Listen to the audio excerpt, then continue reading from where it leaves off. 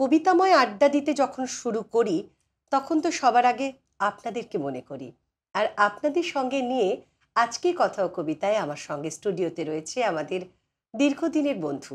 এর আগেও আমরা তাকে পেয়েছি, আবার আজকে নতুনভাবে তার উপস্থাপনা, তার কবিতা, তার ভালো লাগা সবটা নিয়ে হাজির আমরা।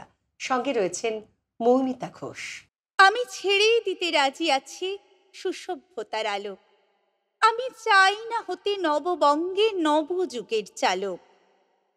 আমি নাইবা গেলাম বিলাত, নাইবা পেলাম রাজার খিলাত।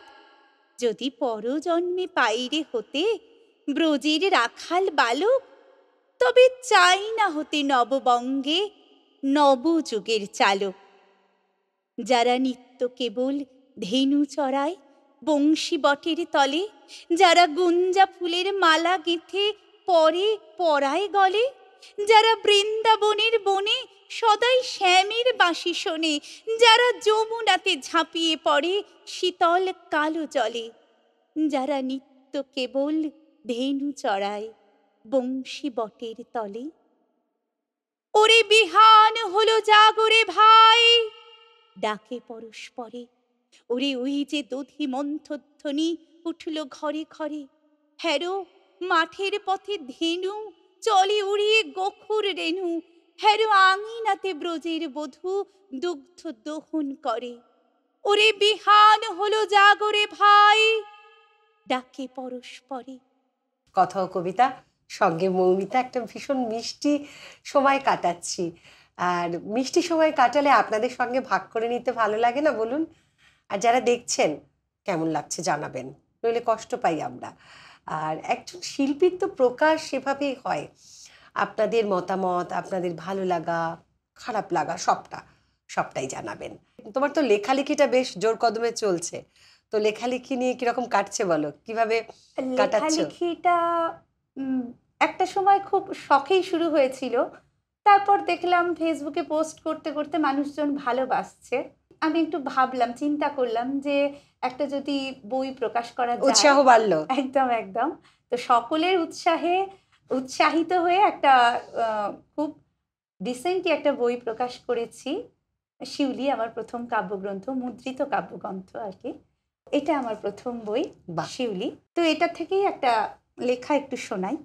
বেশ কয়েকদিন আগে বোধহয় শুনেছিলে, ইরানে ওই যে হিজাব নিয়ে একটা আন্দোলন হয়েছিল, নারী আন্দোলন। এবং যখন নারী আন্দোলনটা শেষ হলো, সেই সময় একটা ছবি খুব সোশ্যাল মিডিয়ায় ভাইরাল হয়েছিল। দেখেছিলে কি আমি জানি না, তবে বোধহয় সবাই দেখেছে।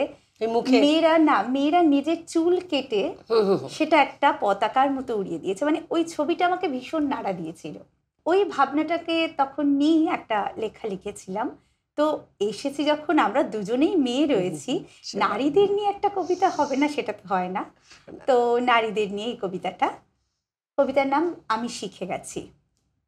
যে চুলের গোছা তোমার মুঠোয় ধরা ছিল, তাকে এক ঝটকায় ছাড়িয়ে নিতে শিখে গেছি। যে শরীর তোমার দু হাতের মধ্যে আষ্টে পৃষ্ঠে আটকে ছিল, তাকে আমার হাতের শক্তি দিয়ে মুক্ত করতে শিখে গেছি। যে মুখ তুমি পর্দায় ঢেকে রাখার বিধান দিয়েছিলে, আমি সে পর্দা পুড়িয়ে দিতে শিখে গেছি। আবহমান কালের যে শিকলে তুমি বন্দি রাখতে চেয়েছিলে, বারংবার পদাঘাতে আমি তা গুঁড়িয়ে দিতে শিখে গেছি। শিখেছি এ বিশ্বের জল, হাওয়া, আকাশ, নদী সব কিছুর অধিকার সমানভাবে বুঝে নিতে। জেনেছি যেখানে যেটুকু সর্বোত্তম তা ছিনিয়ে নিতে। এবার তোমার বোধোদয়ের সময় আসন্ন। বরিষ্ঠ ধরা মাঝে শান্তির বাণী। এই শান্তিটুকু আমাদের সকলের জীবনে থাকুক। ভীষণ ভালো থেকো। 1. সাবস্ক্রাইব করুন, বেল বাটনে ক্লিক করুন।